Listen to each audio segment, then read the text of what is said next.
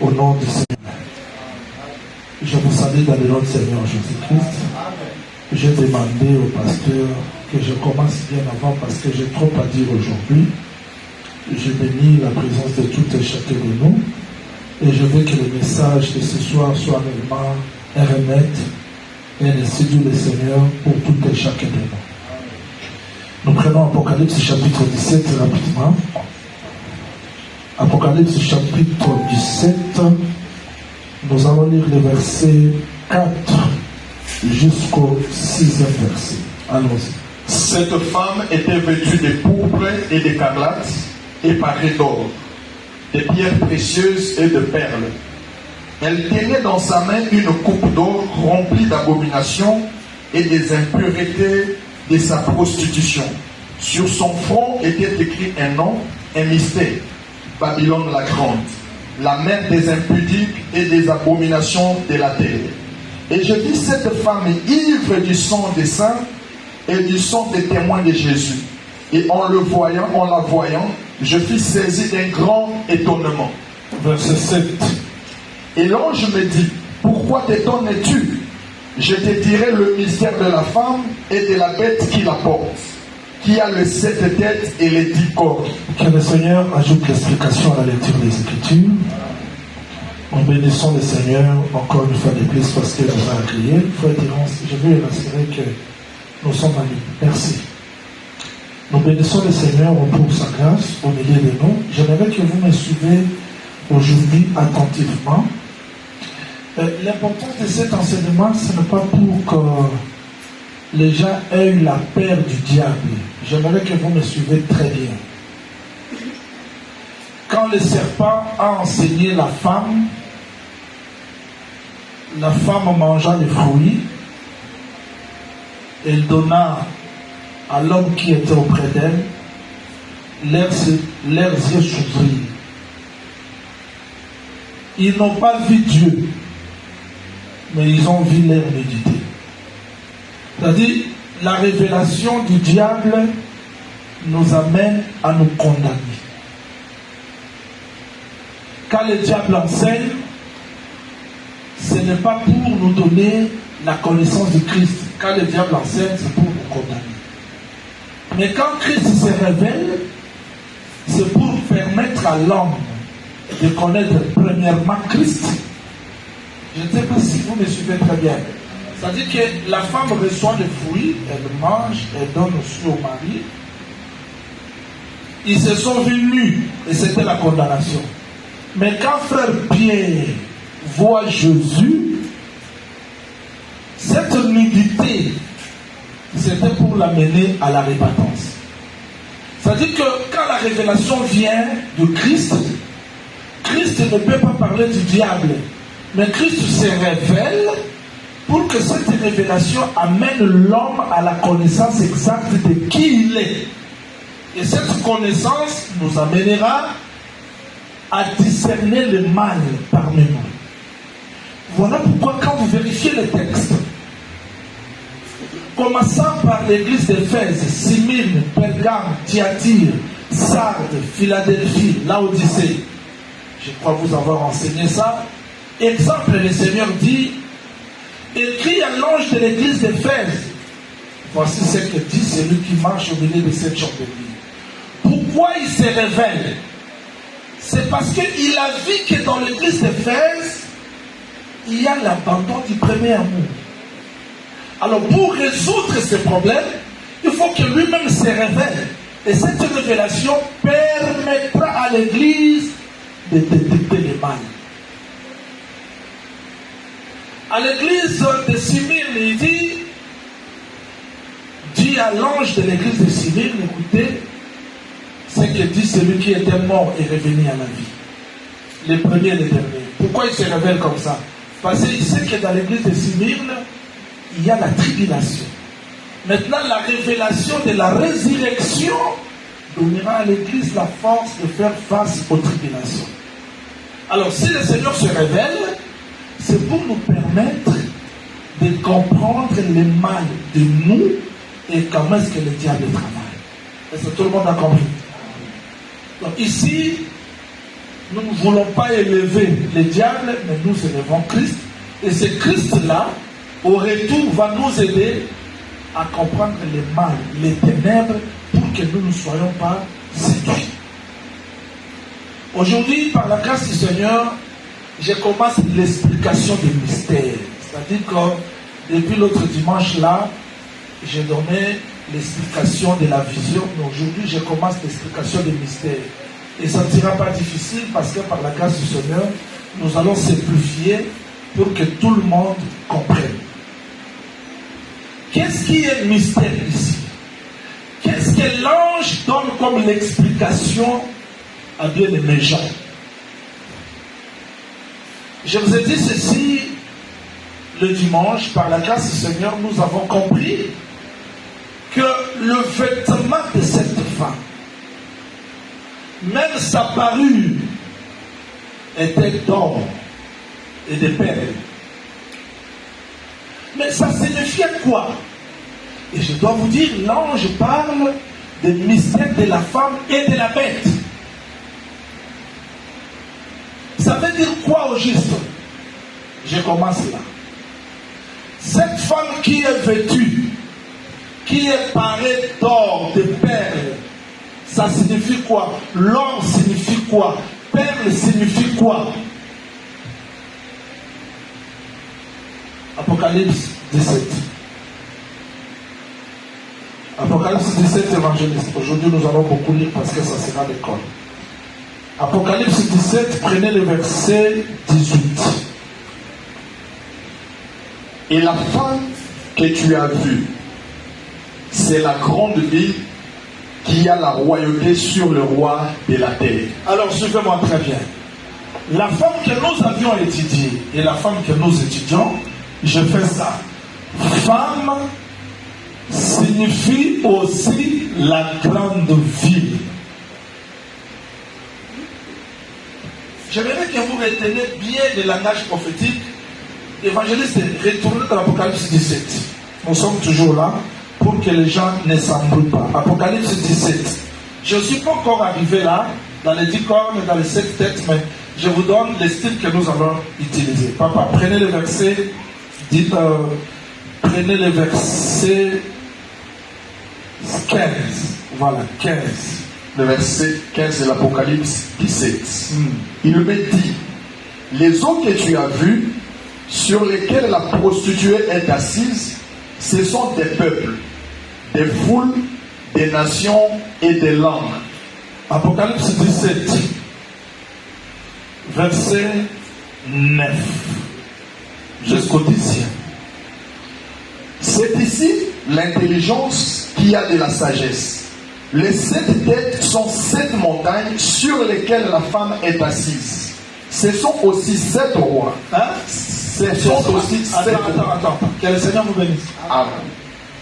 Les 7 têtes, ce sont quoi?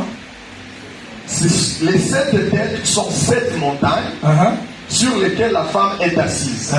Ce sont aussi 7 rois. Ce sont aussi 7 rois. C'est-à-dire que les 7 têtes expliquent premièrement quoi? Les 7 montagnes. Et les 7 rois. C'est-à-dire que le Seigneur vous bénisse. C'est-à-dire, l'ange donne l'explication. Vous avez 7 têtes qui expliquent 7 montagnes. C'est aussi 7 rois. La femme explique la fausse église. C'est aussi la grande ville. C'est clair? Oh là là. Que les Seigneur vous bénisse. C'est clair? C'est-à-dire que cette femme-là que nous avions étudiée explique une religion apostate. C'est la grande religion qui est considérée comme la prostituée. Mais c'est aussi la grande ville. J'aimerais qu'on retienne ça comme ça. C'est-à-dire, vous avez la femme prostituée qui explique la grande ville, qui explique aussi la religion apostate.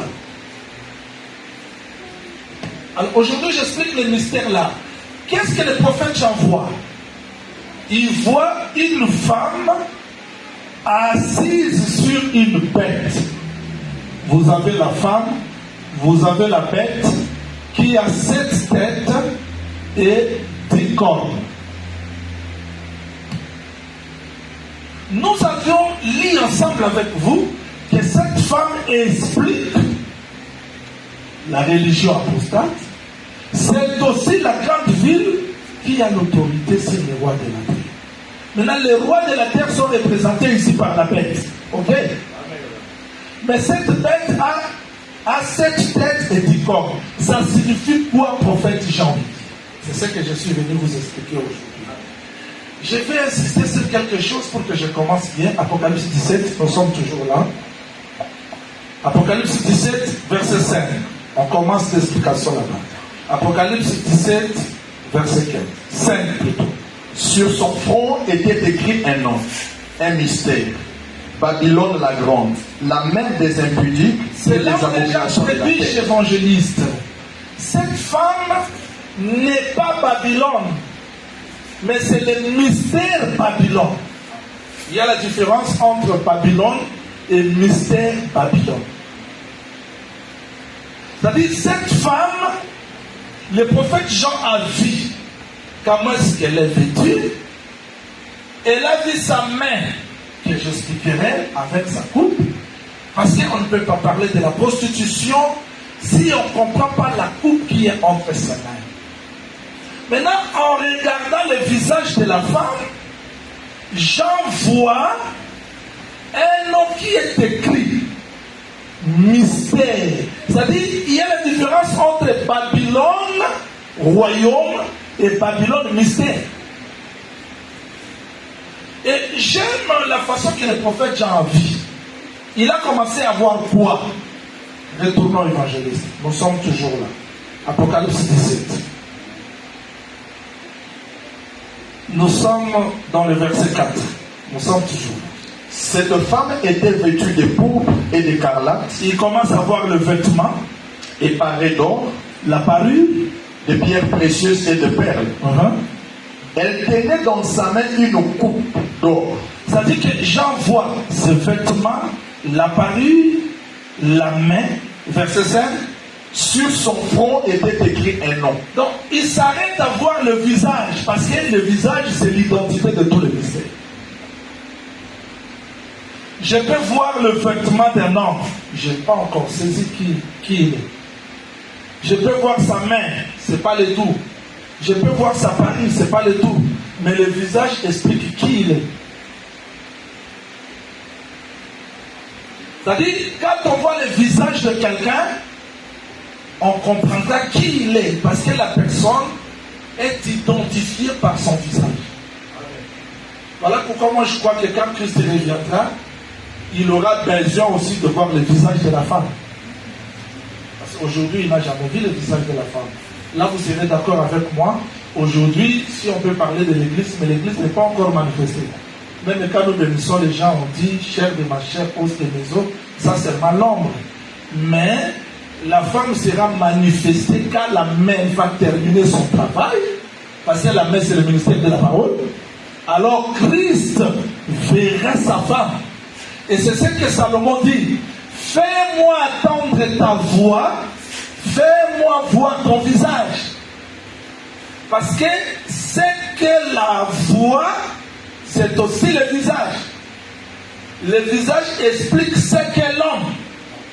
Voilà pourquoi dans l'ancienne alliance, on ne comprenait pas Dieu parce que son visage était caché.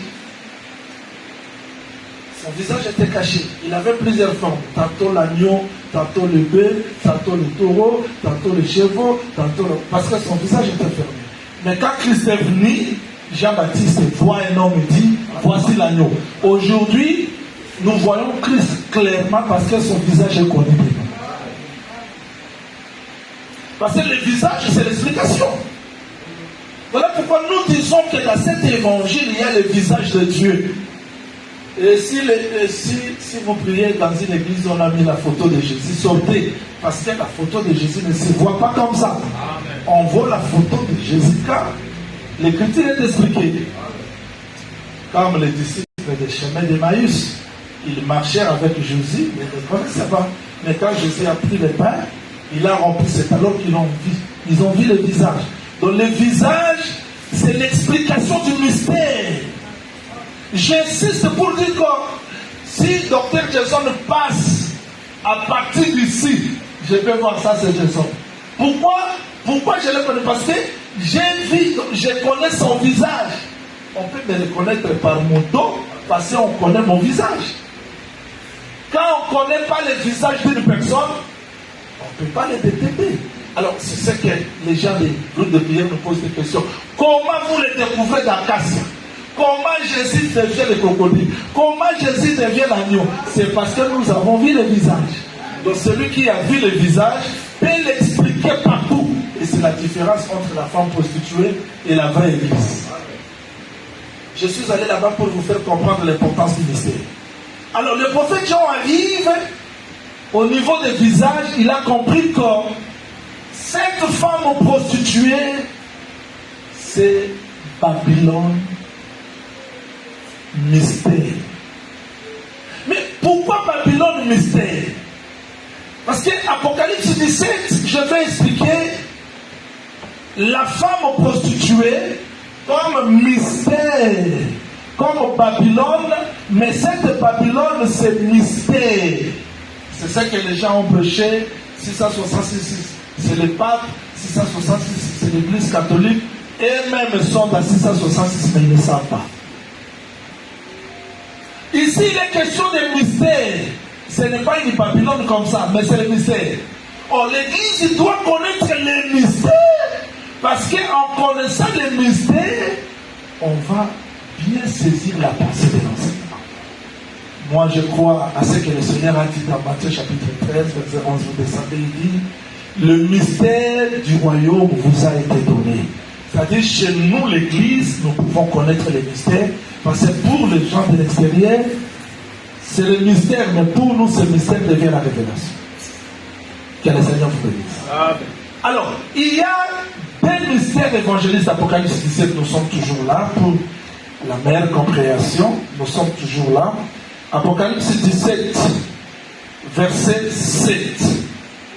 En tout cas, ici, il faut que vous ouvrez l'intelligence. Et d'ailleurs, j'ai prié que le Seigneur vous accorde l'intelligence pour me saisir. Allons-y. Et l'ange me dit, pourquoi t'étonnes-tu? Je te dirai le mystère de la femme et de la bête qui la porte. Le mystère de la femme et de la bête qui la porte. Le mystère de la femme et de la bête qui la porte. Vous avez maintenant combien de mystères là-bas? Combien de mystères? C'est-à-dire, vous avez le mystère. La femme ici, c'est le mystère. La bête aussi, c'est le mystère. Donc vous n'allez pas dessiner une femme comme ça, une bête, parce que c'est le mystère. Quand vous dessinez une femme, ce n'est plus le mystère. Quand vous dessinez une bête, ce n'est plus le mystère. Dieu se sert de langage naturel pour nous expliquer des choses cachées. Vous êtes? Vous êtes. Amen. Alors, si la femme c'est un mystère, ça explique quoi? Très simple, c'est la grande ville, c'est la religion apostat. Et c'est Babylone que je vais expliquer aujourd'hui. Alors maintenant la bête, c'est quel mystère? La bête, c'est la puissance des nations. Puissance des nations. Qu'est-ce qui explique? Apocalypse chapitre 17, nous sommes toujours là. Retournons dans l'Apocalypse chapitre 17, au début là où nous étions. Allons-y, évangéliste. Apocalypse 17, verset 2. C'est avec elle que le roi de la terre se sont livrés à l'impudicité, et c'est du fait de son impudicité que les habitants de la terre se sont livrés. Descendez. Il me transporta en esprit dans un désert, et je vis une femme assise sur une bête écarlate, pleine de noms de blasphème, ayant 7 têtes et 10 cornes. C'est-à-dire ici on comprend que la bête ici ce sont le roi de la terre. Je vous en prie de me suivre avec beaucoup d'attention. Donc nous avons compris que la bête, le mystère bête signifie quoi? Signifie quoi? C'est une école, je vous avais dit que c'est l'école. Bête signifie quoi? Puissance des nations ou le roi de la terre. Ok? La femme signifie quoi? La grande ville ou Babylone. C'est ça, non? Maintenant, on dit ceci. Cette bête, d'ailleurs, je reviens. Pourquoi Dieu appelle puissance des nations bête? Parce que toute puissance qui n'est pas dirigée par le Saint-Esprit, c'est une bête. Amen. Vous pouvez craindre les États-Unis, vous pouvez craindre ceci, cela, mais pour Dieu, ce sont des bêtes. Parce que tout royaume qui n'a pas le Saint-Esprit, c'est une bête. Je veux simplifier. Goliath sort matin, soir, matin, soir, matin, soir. Israël les regarde comme ça, il voyait Goliath, il s'est retiré. Vous avez vu cet homme, vous avez vu cet homme, c'est un héros, c'est un guerrier. David arrive, suivez-moi s'il vous plaît. David arrive et dit, Saül, je faisais paître le troupeau de mon père quelque part, un lion est venu, une ours est venue. Qu'est-ce que lui est venu faire ici? Quand elle voyait Goliath, David voyait le lion, voyait l'ours, c'est une bête. C'est-à-dire, tout royaume de la terre dépourvu du Saint-Esprit, Dieu considère ça comme la bête. En tout cas, si vous comprenez ça, très bien, ça sera très facile pour que j'avance. Maintenant, cette bête ici, donc tu as besoin d'écouter comme le pasteur de l'église, l'évangéliste Dani, l'évangéliste Rodel, parce que vous pouvez simplifier ça d'une manière ou d'une autre. La bête ici a 7 têtes et 10 cornes. Ça signifie quoi 7 têtes et 10 cornes? Que le Seigneur vous bénisse.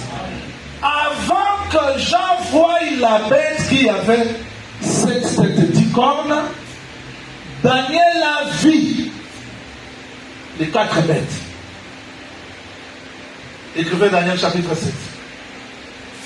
Daniel chapitre 7, commencez par le premier jusqu'au 7e verset. Je ne vais pas rentrer là-bas, mais je vais simplifier quelque chose. Remarquez, si la bête c'est le royaume, alors cette corne signifie quoi? J'aimerais que vous me suivez avec beaucoup d'attention parce que si vous retenez ça, ça va me faciliter la tâche d'expliquer le mystère babylonien qui est mon message d'aujourd'hui. Vous allez remarquer que les têtes, retenez ça pour ceux qui écrivent, ce sont les différentes manifestations de la bête. Voilà pourquoi, on va lire ça après, mais pas maintenant. Je répète seulement les textes. Là, je dis ceci au prophète Jean. Il dit, les 7 têtes que tu vois, 5 sont tombées. Il existe. L'autre n'est pas encore venu. Tu as déjà vu ça? Une bête qui a 7 têtes, mais les 5 têtes ont existé dans le passé. Autant que Jean voyait la vision, c'était la 6e tête, mais la 7e tête n'est pas encore venue. Emmanuel, tu me comprends. Est-ce que frère Babi, ça va? Ça va.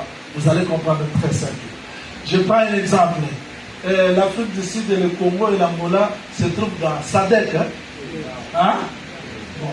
Je prends Sadek comme une bête. Mais dans Sadek, il y a des têtes.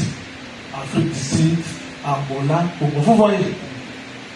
Amen. Amen. Je cherche des exemples pour que vous compreniez ça bien.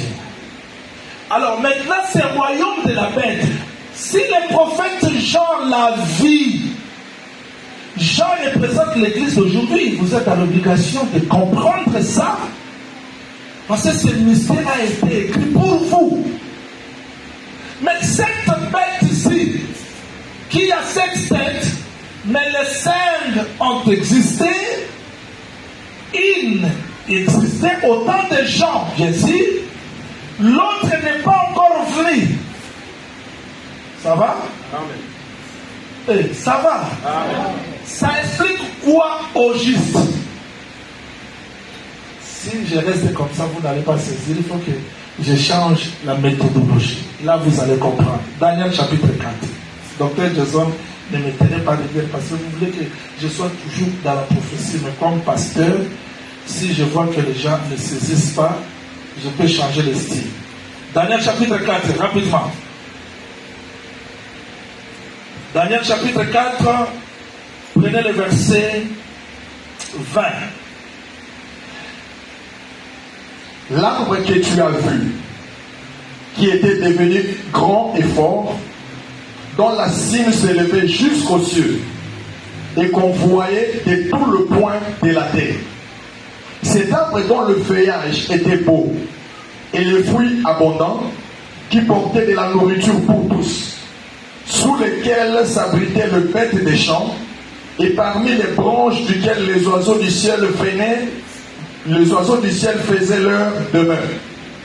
C'est roi, c'est toi, ô roi. Ah! Nebuchadnezzar reçoit une vision. Il a vu un grand arbre. Cet arbre-là a poussé des branches. Et les oiseaux venaient partout. Les oiseaux, les bêtes. Ça veut dire que toute la terre était attirée par les branches de cet arbre-là. Mais pendant qu'il regardait, il a vu un message qui dit quoi? Verset 23. Le roi a vu l'un de ceux qui veillent et qui sont saints descendre des cieux et dire: abattez l'arbre et détruisez-le. Mais laissez en terre le tronc où se trouvent les racines. Amen. Ça dit quoi? L'ange dit ceci, plutôt. Daniel dit ceci au roi Nabucodonosor. Roi Nabucodonosor, tu as vu un arbre élevé. Les branches étaient partout qui attiraient les oiseaux, les bêtes. Mais cet arbre que tu as vu, c'est toi le roi. L'arbre, c'est qui? Le roi. C'était quel roi? Nabucodonosor, qui représentait Babylone. Il dit, les gens venaient partout. Les oiseaux, les bêtes venaient là-bas. Mais un message a été lancé: couper l'arbre. Ça explique quoi? La chute des rois Nabucodonosor. Mais laissez les racines pour dire que le royaume là est passé, mais le royaume existera. Est-ce qu'on comprend? Là, tout le monde va saisir. Vous savez, Nabucodonosor est passé. C'était lui l'arbre. Mais pourquoi il est l'arbre? Parce qu'il est l'imitateur des véritables arbres. Le royaume des cieux est semblable à un grain de sénévé. Quand on a semé ça à la terre, c'est très simple. Mais quand il pousse, ça devient le plus grand arbre. Dans les branches, voilà les branches qui attirent les gens partout. Nous sommes les oiseaux attirés à cause de l'enseignement. C'est comme Joseph. Son père le voit, il dit: toi tu es un arbre où les branches sont allées jusqu'à là-bas. Ça dit, c'était le royaume. Le royaume. Alors le diable, c'est l'imitateur de Christ. De même que Christ, c'est un arbre qui a poussé, lui aussi c'est un arbre qui pousse. Tu es attiré par le royaume, mais les fils du malin sont attirés par les faux enseignements. De même que Christ travaille, le diable aussi travaille. Mais qu'est-ce qu'on a dit? On a dit couper l'arbre. Cela veut dire quoi? Le royaume là de Nabucodonosor est passé, mais les racines sont restées sur la terre. C'est-à-dire, ce royaume était, il reviendra parce que les racines sont encore là. Est-ce que tout le monde comprend? C'est ce que je reviens pour vous faire comprendre que cette bête qui est le royaume a 7 têtes. Les 7 têtes, ce sont l'identité de la bête, mais qui existe dans 3 temps. Hier, aujourd'hui et éternellement. Que le Seigneur vous bénisse. Comment les 7 têtes ont travaillé hier? Comment une tête a travaillé au temps des gens? Comment l'autre tête reviendra? Quand vous prenez ce texte, écrivez seulement parce qu'on doit gagner du temps. dois gagner du temps. Écrivez 2 Chroniques chapitre 36 verset 22. 2 Chroniques chapitre 36 verset 22. 2 Chroniques chapitre 33 verset 1 jusqu'au 3e. Je recommence. 2 Chroniques 36 22 23. 2 Chroniques 33. Vous commencez par le verset 1, vous descendez jusqu'à 5e. Écrivez Daniel chapitre 5. Daniel chapitre 5. Écrivez le verset 31. Daniel chapitre 5, verset 31. Ajoutez Daniel chapitre 8, verset 7 jusqu'à 11.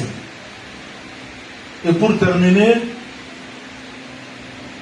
Jean chapitre 11, verset 47 jusqu'à 51 verset. Suivez-moi, je vais expliquer les 5 têtes, 6e tête, 7e tête dans ce verset que j'ai donné. Donc, on a changé ce type. Évangéliste, faites-moi ça. Parce que j'aimerais que les gens les comprennent. Ça veut dire quoi? Écoutez-moi, le monde qui existe. Alors, commençons tout d'abord par les mystères babyloniens, comme ça vous allez saisir cette tête et 10 corps.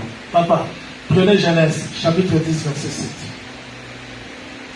Genèse, chapitre 10, verset 7. Parlons maintenant terre à terre et tout, pour que les gens comprennent. Allons-y. Genèse 10, verset 7. Il est écrit: le fils de Cush, Séba, Avila, Sabda, Raïma et Sapteka. Les fils, les fils de Raïma, Séba et Dénan. Verset 8. Cush engendra aussi Nimrod. C'est lui qui commença à être puissant sur la terre. Le premier roi de la terre s'appelle qui? Oh là là. Je commence là-bas pour que tout le monde me saisisse. Bon, parlons dans le langage de la révélation. Dieu descend, il forme la poussière de la terre, il prend son souffle, il met dans la poussière, l'homme devient une âme vivante. Il dit à cet homme, domine. Donc Adam c'est le premier roi, n'est-ce pas? Le premier roi c'est Adam. Donc Adam était à la fois poussière, c'est le fils de l'homme, esprit, fils de Dieu, roi. Pourquoi? Le roi est élevé parmi les autres. Eric, regardez. L'esprit de Dieu s'est mouvait au-dessus des autres. Il sort quoi? La terre. La terre avait la même taille. Mais pour former le roi, Dieu tire les poussières de la terre. C'est-à-dire, poussière de la terre, c'est une montagne qui est sortie de la terre pour dominer sur la terre. Maintenant, qui est cette montagne-là? C'est Adam. Donc, Adam, c'est la montagne élevée au-dessus de tous ses frères. Donc, celui qui règne, c'est celui qui est élevé. Donc, Adam, c'est le roi. Quand Adam écoute la voix de sa femme, Dieu l'excommunie dans le jardin d'Éden, le diable récupère le royaume. Voilà pourquoi il dit ceci à Jésus, dans le désert: regarde, toute la terre, elle m'appartient, je donne à qui je veux. C'est-à-dire, le roi de la terre désormais, c'est le diable, c'est Satan. Maintenant, ce Satan-là s'est incarné dans un corps qui s'appelle Nimrod. Donc Nimrod, c'est le premier roi de la terre. Il a commencé à régner depuis que Adam a perdu son royaume. Alors, le roi Nimrod, il bâtit quoi? Papa, allez-y, nous sommes toujours là. Verset 10. Il régna d'abord sur Babel. Voilà, ça dit Babel, Babylone, c'est le premier royaume de la terre. Est-ce qu'on me comprend? On me comprend. Donc Nimrod, c'est le premier roi. Et il a bâti son premier royaume, c'était Babel.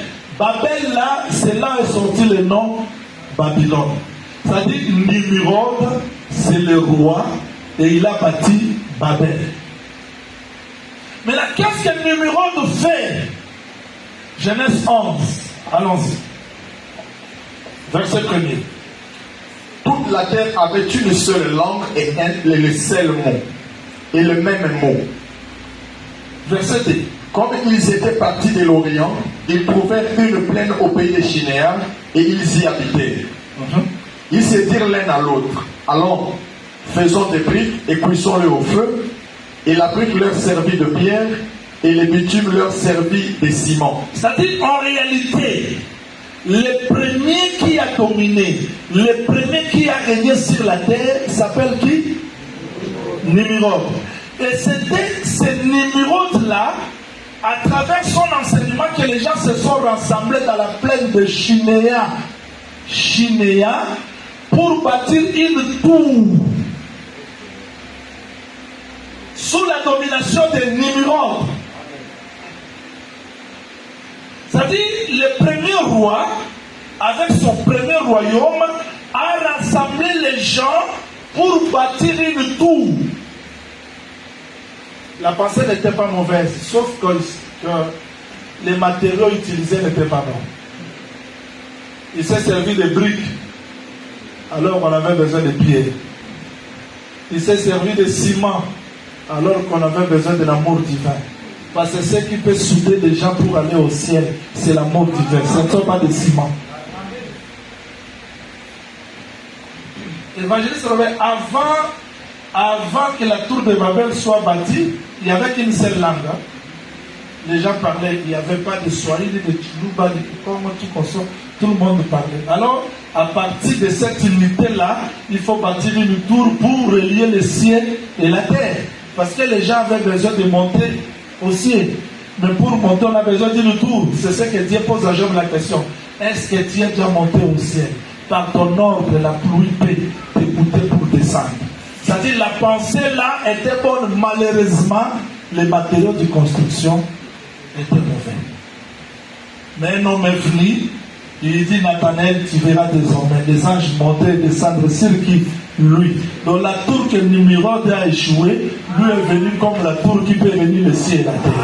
Mais qu'est-ce qu'il fait? Il frappe Pierre, Jean, Jacques, André, tout console. Il les amène le jour de la Pentecôte. C'était ça le début de la véritable construction de Tours, parce que quand ils parlaient, si les Bakongo étaient là, ils écoutaient dans leur langue, parce qu'on est retourné là pour reconstruire un véritable hôtel avec seule langue. Donc aujourd'hui, si quelqu'un parle le chibolette, je peux l'attendre parce que c'est la seule langue. Amen. Alors, je veux dire que Nimrod avec Babel à Chinéa, retenez ça très bien, c'est ça que l'esprit de la confusion a commencé. Parce que Babylone, c'est le lieu de la confusion. Babylone, c'est la tour de confusion. C'est là que cet esprit a commencé. Maintenant, cet esprit, souvenez-vous de ce que je venais de dire tout à l'heure, on a coupé quoi? L'arbre. Mais qu'est-ce qu'on a laissé? Les racines. Donc, les hommes peuvent passer, mais les racines restent. Les royaumes peuvent passer, mais les racines restent. Est-ce que vous me suivez bien? Voilà pourquoi ces royaumes, c'est une bête, devaient avoir des différentes têtes. Le verset que j'ai donné dans la Bible, vous allez voir un royaume qui apparaît, Assyrie. Et le royaume d'Assyrie passe, vous voyez un royaume qui apparaît, Égypte. Égypte passe, vous avez un royaume qui apparaît, Babylone. Babylone passe, vous avez l'autre qui vient, Médie et Perse. Médie et Perse qui passe, l'autre qui vient, Grec. Grec passe, l'autre qui vient, Rome. Ce n'était pas hasard. Tous ces royaumes-là étaient de différentes têtes de la bête. Est-ce qu'on me comprend? Tous ces royaumes-là étaient de... C'est-à-dire, quand les frères Jean voyaient la vision, c'était au temps de la domination de Rome. Mais avant Rome, il y a eu 1, 2, 3, 4, 5 qui sont tombés. Donc les 5 têtes qui sont tombées, ce sont les 5 royaumes qui ont existé avant Rome. Mais quand Jean reçoit la vision, c'était au temps du royaume de Rome, parce que Rome c'est aussi une tête. Est-ce qu'on me comprend? Mais l'autre tête n'est pas encore venue. Je vous dis que jusqu'aujourd'hui, États-Unis d'Amérique, Russie, Chine, tout consort, ne peuvent rien faire parce qu'il y a déjà les calendriers tracés par Dieu. Mais l'ange dit quoi à Jean? Il dit, une tête n'est pas encore venue. J'aimerais que les gens qui sont à l'extérieur entrent pour suivre ici. Ce sont des détails importants. Quand on va entrer dans les temps, ça peut vous troubler si vous ne retenez pas bien ça. Combien de têtes qui sont tombées? 5. Les 5 têtes tombées, un qui existait, c'était Rome, mais l'autre n'est pas encore venu. L'autre qui va venir, ça, viendra quand? Apocalypse 17, nous sommes toujours là. Je vous avais promis qu'aujourd'hui, c'est l'école, c'est pour témoin, ça ne sera pas difficile, mais tout le monde comprendra. Papa, allons-y. Apocalypse 17, verset 10. Ce sont aussi 7 rois, 5 sont tombés. Oui. Un existe, l'autre n'est pas encore venu. Et quand il sera venu, il doit rester peu de temps. Attends. L'autre n'est pas encore venu. Quand il viendra, il restera. Maintenant, quand l'Église voit les préparatifs de l'arrivée de la 7e tête, ça nous dit quoi? Le temps de l'Église. Voilà l'importance de l'enseignement. Donc quand vous voyez les gens se rassembler pour préparer l'apparition de la 7e tête, on ne comprend qu'attention, nous voulons déjà partir. Parce que Dieu ne nous laissera pas subir la colère de Laban. Ce qu'on subit, ça nous suffit. Mais la colère de Laban véritable, Jacob ne va pas le subir. Ni le brebis. Laban dira seulement, si tu n'avais pas les dieux d'Abraham, d'Isaac, je pouvais te faire du mal. Oui, tu pouvais, mais tu ne peux pas. Amen. Alors l'Église doit être enseignée que quand on voit la préparation de l'apparition des 7e têtes, nous sommes prêts de partir. Parce que l'ange dit, 5 têtes sont tombées, une existe, l'autre n'est pas encore venue. Papa, termine. Et la bête qui était... Non, attends. Là, ça va compliquer les gens. Je ne suis pas encore arrivé là. Verset 12. Les 10 cornes que tu as vues sont 10 rois qui n'ont pas encore reçu de royaume, mais qui reçoivent autorité comme roi pendant 1 heure avec la bête. Attends, Serge, tu me comprends? Tu me comprends? Claude, tu me comprends? Ah là là là là. J'ai dit là. Ok. Que le Seigneur vous bénisse. Amen.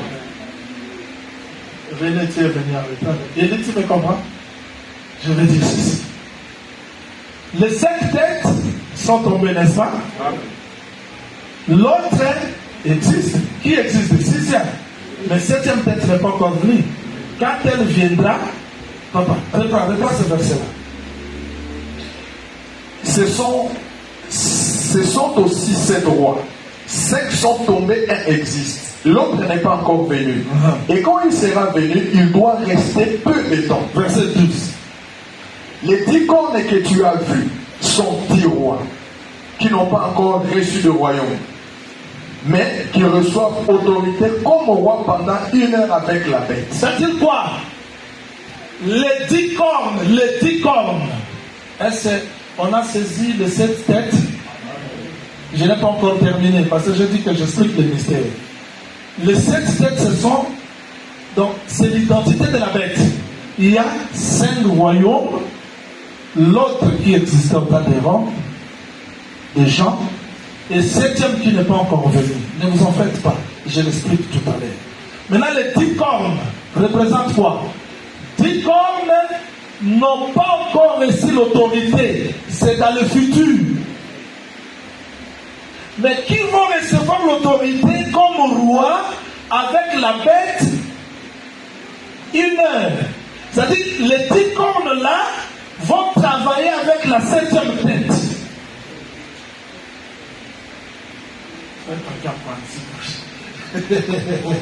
Ça sera très simple. Je termine la lecture comme ça, tout le monde va comprendre. C'est-à-dire quoi? Vous avez la bête qui a 7 têtes et 10 cornes, ok? Ok? Maintenant, les 10 cornes là, ce sont des 10 rois qui aujourd'hui n'ont pas encore reçu l'autorité. Ils attendent quoi? Ils attendent la 7e tête. Quand la 7e tête apparaîtra, la 7e tête va travailler avec les 10 cornes à la fois.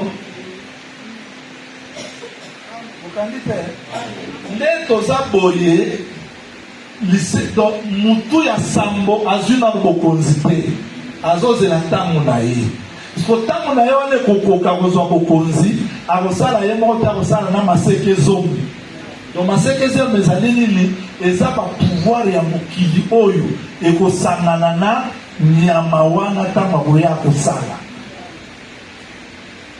Est-ce que tout le monde a compris? Parce que je veux maintenant enseigner. Tout le monde a compris. Ça dit quoi? Au juste, le mystère de la femme, c'est la grande ville, c'est la religion. Le mystère de la bête, c'est puissance des nations. Alors écrivez en résumé. Qu'est-ce que nous devons retenir, prophète Jean-Willy? Retenez ceci. Le diable travaille sous 2 formes. Il y a la forme religieuse qui est représentée par la femme. Il y a la forme politique qui est représentée par la bête. C'est-à-dire, il y a la forme de la religion. Pourquoi il doit mélanger la religion et la politique? Parce que la religion, pour qu'il soit adoré à la place de Dieu. Pourquoi la politique? Pour qu'il domine à la place de Dieu. C'est-à-dire, le diable, pour travailler dans le monde, il a besoin de ces 2 pouvoirs. Pouvoir politique, pouvoir religieux. C'est comme Jézabel représentait le pouvoir religieux, Akab représentait le pouvoir politique. Une fois 2 pouvoirs réunis, le diable va dominer. Il dit ceci au Seigneur Jésus-Christ: adore-moi, regarde tout le royaume de la terre, je peux te le donner. C'est-à-dire, il a quoi? La religion, il a aussi la domination de ce monde. Est-ce que tout le monde a compris? Ne t'embrouille pas. La bête représente seulement pouvoir politique. La femme représente seulement pouvoir religieux. Est-ce que tout le monde a compris? Mais pourquoi les 7 têtes? Parce que cette bête-ci a travaillé dans 7 étapes différentes. Commençant par Nimrod, il s'est manifesté, il s'est incarné dans Assyrie. Assyrie passe, c'est une tête qui tombe, l'Égypte vient, Babylone vient, Médie et Perse vient, Grec vient. Ce sont les 5 têtes de la bête.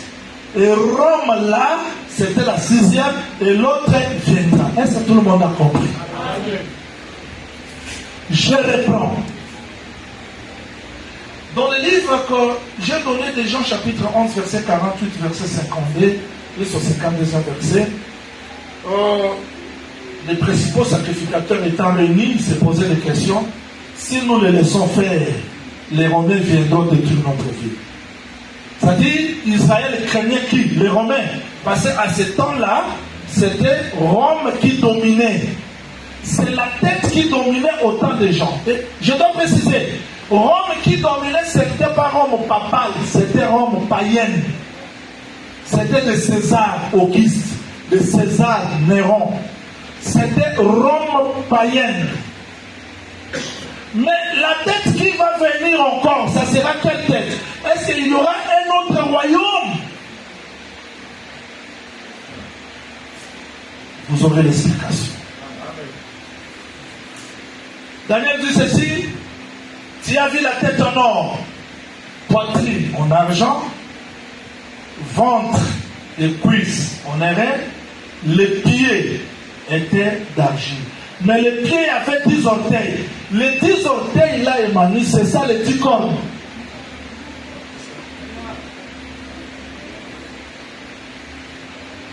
Maman, tu ne comprends. Maman Sandra, tu ne comprends. Frère Lova, tu me comprends. Je vais dire ceci. Jobert, tu me comprends. Je dis ceci. Dans le 4e royaume, c'est-à-dire, ici il y a Rome. Mais ce Rome ici, c'est Rome païenne. Mais il y aura une autre puissance qui viendra. Dans le Bapété, net aux abos. Mon kili, mon bimba, un super homme qui apparaîtra. Mon toit là, au Sangisa, continuons sur mon kili. Ça sera le royaume de l'Antichrist. Antichrist soit royal aux alanans. N'a expliqué à mon terre à terre pour vous comprendre. Que le Seigneur vous bénisse. Amen. Suivez-moi. Quand Moïse part pour délivrer Israël en Égypte, l'esprit qui était dans Moïse, c'était l'esprit de qui? De Christ. Moïse préfigurait comment est-ce que Christ viendra pour nous délivrer dans le monde. Je prends Moïse comme un corps. Quand Boaz rachète Ruth, qui était dans Boaz? L'esprit de Christ qui attestait d'avance comment est-ce que Christ viendrait nous délivrer. C'est-à-dire qui était dans Boaz? Christ. Quand David dit que j'ai mouru derrière la brebis, mais qui était dans David? C'était Christ qui a laissé les 99 brebis qui sont venus nous chercher. C'est-à-dire qui était dans David? Christ. Ok? Quand Joseph sort de la prison, il interprète les songes, on lui donne la femme. Qui était dans Joseph? Christ. C'est-à-dire que l'esprit qui était dans Joseph, c'était Christ. Mais dans Joseph, ce n'était pas la totalité. Dans David, ce n'était pas la totalité. Dans Boaz, ce n'était pas la totalité. Dans Moïse, ce n'était pas la totalité. Mais l'esprit entrait dans Moïse, ça sort. Dans Boaz, ça sort. Mais quand Christ vient, il habita pleinement. C'est-à-dire que l'esprit ne va plus quitter Christ parce que Christ c'est le corps, c'est l'explication totale de tout ce qui a été dans l'ombre. Maintenant, qui a travaillé dans la Syrie? C'était le diable qui a commencé dans Nimrod, passé ici dans la Syrie. Il a persécuté les enfants d'Israël. Assyrie part. Le même esprit revient dans l'Égypte qui a persécuté Israël. Le même esprit part qui revient à Babylone, qui jette Shadrach, Meshach, Abednego dans la fournaise à date. Le royaume change, mais l'esprit là reste. On arrive au temps de Médie et Perse, on jette Daniel dans le fosse au lion. Vous voyez, c'est le même esprit. Nous arrivons au temps des Grecs. Alexandre Buffani, Daniel 10, je vais l'expliquer, qui a sacrifié les Juifs. Nous arrivons au temps de Rome. Titus part de Jérusalem, il détruit le temple. Vous voyez le même esprit? Mais ici, il y a une portion. Mais quand l'Antichrist viendra, ce qui est partiel prendra la totalité. On va se réoccuper. Alors, je parle pour vous faire comprendre que la 7e tête qui deviendra, ça sera la totalité de ceux qui travaillent aujourd'hui comme mystère. Tout le monde a compris, hein?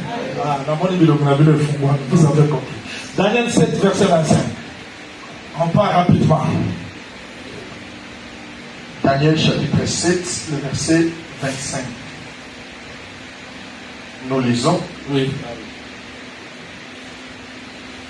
Il prononcera des paroles contre les Très-Hauts, il opprimera les saints du Très-Haut, et il espérera changer les temps et la loi. Oui.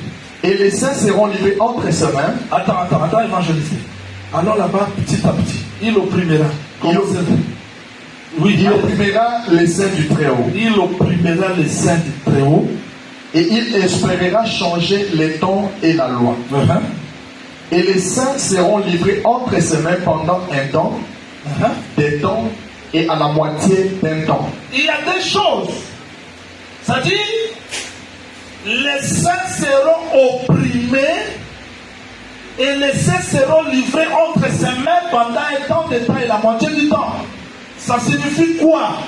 Les choses que nous expliquons aujourd'hui, est-ce que a de l'impact dans nos vies? Zacharie 5. Montons un peu quelques lignes comme ça en premier. Zacharie 5. Allons-y. Évangéliste, prenons Zacharie 5. Zacharie 5. Vous êtes? Amen. Et au bon. Bon, attends. Lisez le verset 5 jusqu'au 11e verset. Zacharie 5, 5 jusqu'au 11e verset. L'ange qui parlait avec moi s'avança et il me dit, lève les yeux et regarde ce qui sort là. Je répondis, qu'est-ce? Il dit, c'est le pas qui sort. C'est-à-dire que Zacharie était là, l'ange l'appelle, il lui fait voir quelque chose comme Epha. Il était pas anglophone, mesure ya moulaï, ya mounene zanani. Kilo ya mounene, tonne, les années. Aïe de la tonne gaga. Oh, l'anglais peut la tonne. C'est quoi Zacharie vient à mon mesure, beaucoup ya mounene. Vous avez un zamba dans la masse à Pesana. Zacharie là, il va au Cameroun. Efa, mounene boy, ils ont tamboula. La kati ya mboka.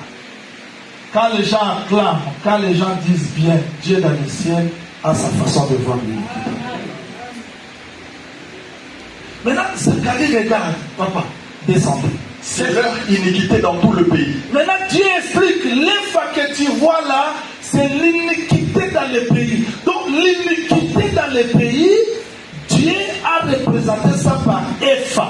Allons-y. Et voici une masse de plomb s'éleva, et il y avait une femme assise au milieu de l'Epha. Oh, évangéliste, c'est-à-dire, Epha, là, il y avait une femme. On revient dans l'Apocalypse 17. C'est-à-dire, cette iniquité-là, représentée par Epha, il y avait une femme qui est assise. Mais cette femme-là volait dans les pays. Ah, moi, quand j'ai médité ce verset biblique, quand je l'ai prêché, j'ai dit Dieu m'aime. Donc si nous adorons Dieu, c'est parce que son amour nous dépasse. Tout ce que le diable a préparé pour nous, si Dieu n'avait pas le regard sur son peuple, personne ne pouvait suivre ça. Donc les femmes marchent, il y avait une femme assise, mais directement, il voit quoi? Je levai les yeux et je regardais. Non, verset 7. Et voici une masse de plomb s'éleva et il y avait une femme assise au milieu de l'Epha. Il dit, c'est l'iniquité. Et il la repoussa dans l'Epha. Et il jeta sur l'ouverture de la masse de plomb. Suivez-moi s'il vous plaît.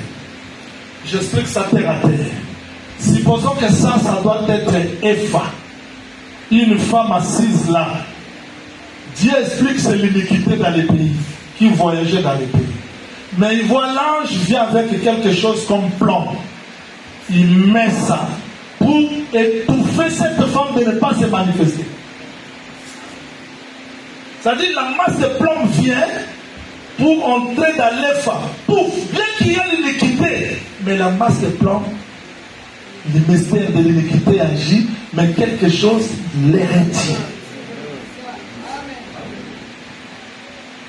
Bien qu'il y ait l'iniquité, la séduction, mais la main de Dieu contrôle toujours les saints.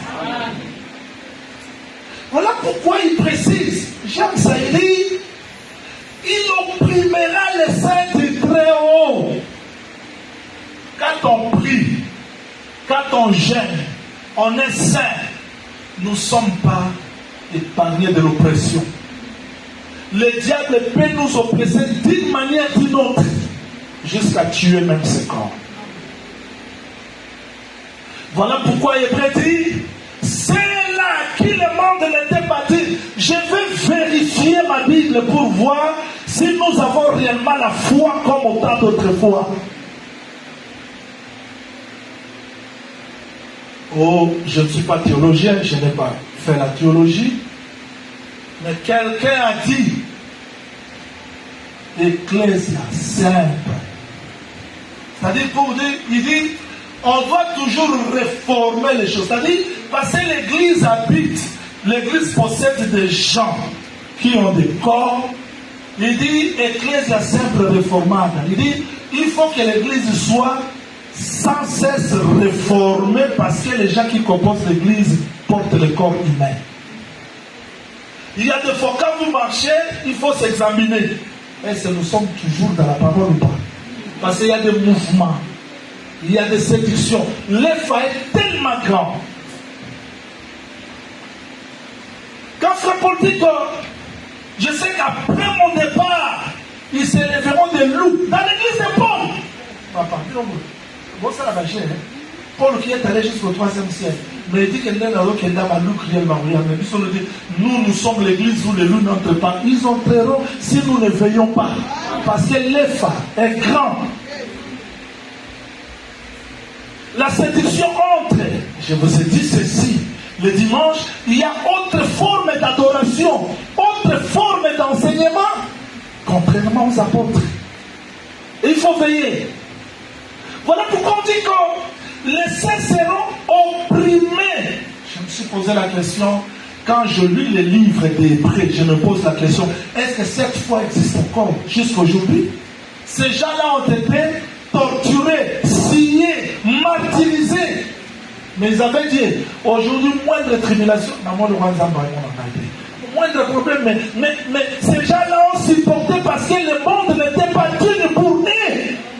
Amen. Tout celui qui retient la vraie parole, c'est l'ennemi. Il doit être oppressé par le diable. Le diable nous oppresse. Voilà pourquoi le Seigneur dit, il reste celui qui vaincra. Si tout était facile, ne pouvait pas dire ça. Tu vois comment est-ce que tu prêches, tu vois comment est-ce que tu crains Dieu, tu regardes les gens de Bitoulou, comment est-ce qu'ils avancent. Mais c'est ça, la tribulation. J'ai posé la question à un pasteur. Nous avons commis avant ça la délivrance, nous va se namorer. On s'est politique. Dans la salle de la délivrance, la prophétie, la réaction de grâce, il y a un moment où on a avant mouton de casser dans la vie, pour ça la pompe. Qu'est-ce qui pousse les gens comme ça? L'oppression. Pourquoi les églises se divisent? Des troubles, l'oppression. Merci Seigneur parce qu'il y a la marque des plantes qui doit arrêter. Le texte dit, il espérera changer le temps et la loi. Il opprimera les saints du Très-Haut. Les saints seront livrés entre... Ah, évangéliste, là j'ai aimé. Les saints seront livrés entre ses mains pendant un temps de temps et la moitié du temps. C'est-à-dire, Dieu calcule même le temps de la tribulation parce que si l'heure n'était pas abrégée, les ennemis ne seront pas sauvés. Et moi je crois, comme a dit Moïse, son moutasali m'avait bêté et fut momé les 40. Donc ça m'avait fait momé les 40. Il peut permettre l'oppression, mais on les canards m'a cassé. Voilà pourquoi il prend Israël et le fait entrer dans le désert 40 ans de Missibando. Pour filmer les 40. A Fungoli Moula, les colos filment, bête, ma belle 40 ans, Mishkanda, quand ils donnent ça, ma transomètre en a, un petit catène à comme un kilo dans la soupe. Seul ma casse en est sous qui il interviendra. L'oppression est là. Et frère Paul, je l'aime beaucoup, je l'aime ce frère. Nous comprenons comment est-ce que le monde, comment est-ce que le diable a un plan pour nous, pour le diable. Nous ne sommes pas église. J'ai toujours dit aux gens, quand vous étudiez, comment est-ce que ces gens-là nous considèrent. Assemblée de ces ça, ils sont tous mépris à la bâtiment, ce n'est pas ma Samouna, Samouna ni Marata protestante, nous sommes passés à la manière de l'hypocrisie. Ça s'appelle le frère séparé. C'est nous. C'est nous. C'est nous, il y avait premier papier. Les protestations de frères séparés. Mais apparemment, c'est-à-dire, L'esprit de la séduction amène les gens à l'orgueil, à considérer qu'ils sont absolus, alors que l'homme n'est pas absolu. Cet esprit est entré même ici chez nous, dans l'assemblée des saints. C'est-à-dire, mon tout poids est la vérité. Au Canada, tout ça là est venu en l'assemblée à Kikwiti. On pose des questions. Comment un païen peut venir nous enseigner? On dit, ah, vous qui n'en trouvez pas païen. Est-ce que la parole peut venir au Canada? L'autre dit, c'était blanc, c'était païen. Ah! Mais ça, c'est quel gars? Donc, pour que les gens, pour que l'homme ait la vérité, il faut qu'il soit congolais. Qui parle le évangile, le pourquoi, le bon son autonomie, le pourquoi, des mères qui a celle doctrine, les évangiles. Ce qui fait qu'on a fait déjà des païens. Je pose des gens aujourd'hui des questions. Tu me dis comment? Parce que, moi, quand il se réveille le matin à Sambéli, il faut méditer. Pour n'aboyer éviter, mais pour sa vie, c'est la parole. C'est le remède. Mon Dieu, na silikaramine, na lobalobaramine, na sala, na kati ya Bible place ni bazolo na patience. Attendre patience, attendre kambaroina, attendre kambakanda kolo sungana akili. Azongi lobi attendre, c'est-à-dire soka attendre Bible te na yo kilité ya mobe sunga ki ye na kate ya bondima. Nikolo fwa na ngekiti. Azo yo qualité ya, azo tang la Bible, azo méditer pour la moyer dans le terme pour s'édifier personnellement. Mais qu'est-ce qu'on a formé aujourd'hui les gens? Il faut expliquer ça. Je suis pour la connaissance. Mais quelle connaissance? La connaissance qui nous permet de faire face au risque de l'ennemi. Amen. J'écoute la parole, je deviens fort devant l'oppression de l'ennemi. Parce que ça c'est le plan du diable pour la destruction de ses membres. Et tout est arrangé. Merci Seigneur. Parce qu'il y aura toujours un Mardoché qui se lèvera pour dévoiler le secret de l'ennemi. Parce qu'Aman avait tout arrangé. Telle date, telle que nous sommes ici, tout est arrangé. Quand quelqu'un devient prêtre, il devient évêque. Le serment c'est quoi? Il y a pauvreté, il y a célibat, mais je dois persécuter les hérétiques. Qui sont les hérétiques? Ce sont des gens qui ne croient pas à la Sainte Vierge Marie. Mais pourquoi nous résistons? Parce qu'il y a masse de plans. Que le Seigneur vous bénisse. Vous êtes aimés si vous comprenez le plan de Dieu pour votre vie et si le Saint-Esprit vous accorde la force. Moi je crois quel que soit le plan de l'ennemi, quel que soit le mystère de Babylone, la bête, mais Dieu permettra que son église croisse. C'est ce que Pharaon s'est dit, mais comment? On les maltraite, mais comme on a ébélé, tout comme on a ébélé, il y a un cas pas souvent. Nous avons bakoli sanabiso tango sambeli ozute, tango zo kapasi, wana zo buka lolendo na yo. Tango sambeli ozu reposo zo lukate, wana nzamba zo matsa patience na yo, parce que Dieu nous enseigne la patience aussi par des tribulations, par des épreuves. Nzamba zo sala go yo boya sambeli militaire azuli pamboli yo tikala bo. C'est l'école que Dieu nous prépare à des grandes choses. Ne te compare pas aux autres. Il y a garde ta foi. C'est l'enseignement que Dieu te donne. Il se lèvera le dernier et Dieu fera quelque chose pour que vous soyez forts dans la marche. Vous croyez aussi comme cela? Ne te compare pas avec les gens. Regardez le plan. Le diable a un plan de la destruction. Mais Dieu, par la masse des plans, arrête le plan de l'iniquité. Quel que soit tout ce qu'il a fait, bête, tête, tout, mais Dieu aussi a son peuple. Juste ça, c'est que Pharaon dit, mais finalement, bon, parce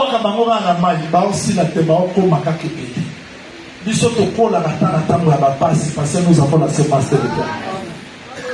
Je veux que ce message te donne la force de prier. Que ce message te donne la force d'aller encore de l'avant. On va dire la simplifier comme une pété. Nous voulons prier, ne manquez pas les jeudis. Nous sommes déjà entrés dans l'école. Ne manquez pas les jeudis. On va marcher comme ça petit à petit, et tu vas comprendre.